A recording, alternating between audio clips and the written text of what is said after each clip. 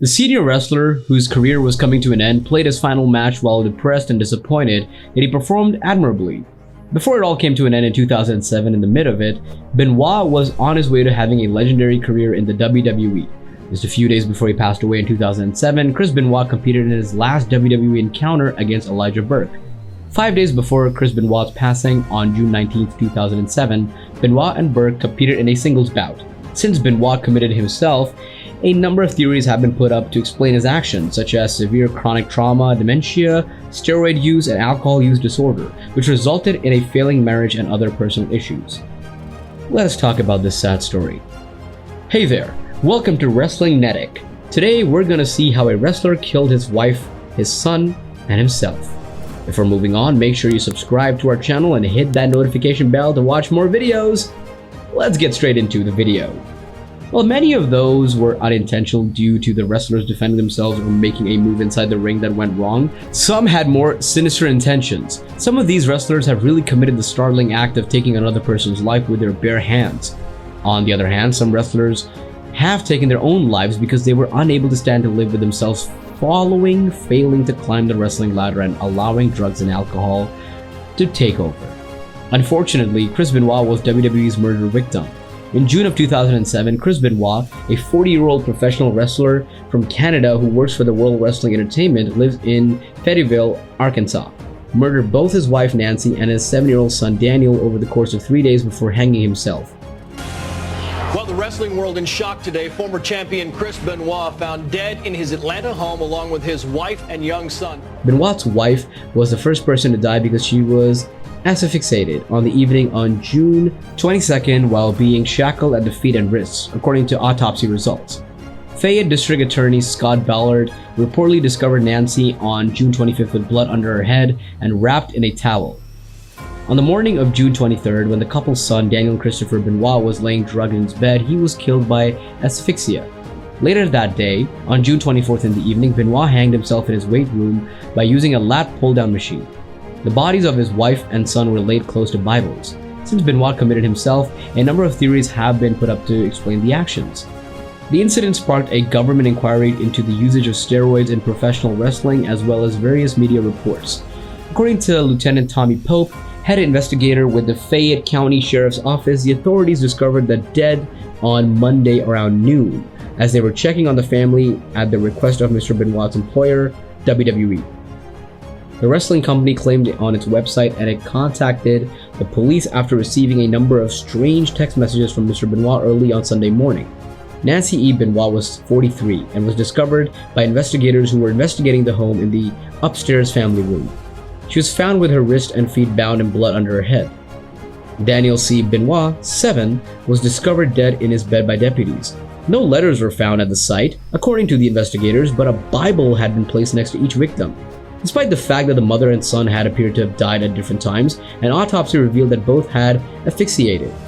Mr. Ballard said that it would appear that some time passed between the deaths of the two victims and the suicide. While we don't have that absolutely nailed down, he added, it struck me as somewhat unusual that potentially he would even be in the residence with their deceased bodies. However, Christopher Nowinski, a former pro wrestler who had worked with Mr. Benoit, was forced to leave the job due to head injuries, claimed that he thought his friend's behavior may have been influenced by recurrent, untreated concussions. Mr. Nowinski remarked he was one of the only individuals who had taken a chair shot to the back of the head, which is stupid. Head Games, Football's Concussion Crisis, a book by Mr. Nowinski about chronic traumatic encephalopathy, which can result in memory loss, depression, and bizarre paranoid behavior, was published in 2006.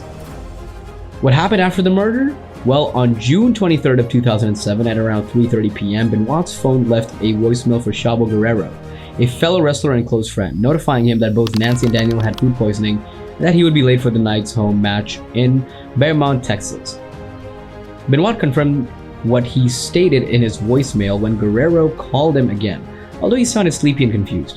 12 minutes later, Guerrero contacted him once more and expressed concern over Benoit's tone and demeanor. He even tried to reach Benoit by phone, but Benoit didn't answer. In 2014, Guerrero claimed Benoit's voice was wrong when speaking to him during a 2014 interview on Chris Jericho's Talk is Jericho podcast, particularly when he emphasized the word, I love you. When a frequent travel companion of Benoit's called the outside of the Houston airport, Benoit answered and informed the caller that both Nancy and Daniel were throwing up blood. Benoit didn't show up for the home concert in Benoit and informed Chavo Guerrero through voicemail that he would be traveling and would be arriving in Houston the following Sunday morning at 8 a.m. Between 3:52 to 3:57 a.m. on Sunday, June 24, 2007, 5 text messages were sent to co-workers using both Chris and Nancy Benoit's cell phones. 4 of them contained the Benoit's address, the 5th indicated that a garage side door had been left open, and the family's dogs were in a pool's covered section. 2 of the recipients of these texts were Guerrero and the official Scott Armstrong. The text woke Guerrero up, but he quickly went back to sleep while assuring himself that he would be picking Benoit up at Houston Airport shortly. On the airplane that arrived in Houston at 8 a.m., Benoit did not appear. Benoit called the WWE Talent Relations Department late on Sunday morning to report that his son was throwing up and that he and Nancy were already at the hospital. Additionally, he mentioned that he would be arriving in Houston on a later flight in order to compete against CM Punk for a vacant ECW World Cup at Vengeance Night of Champions. But he didn't show up. According to the city sheriff and district attorney Ballard, Chris Benoit hanged himself. Benoit made a noose out of a weight machine cable on a pull-down machine from which the bar had been removed in order to hang himself. Benoit was strangled when the weights were loosened. Ballard said Benoit was discovered hanging from the pulley cable.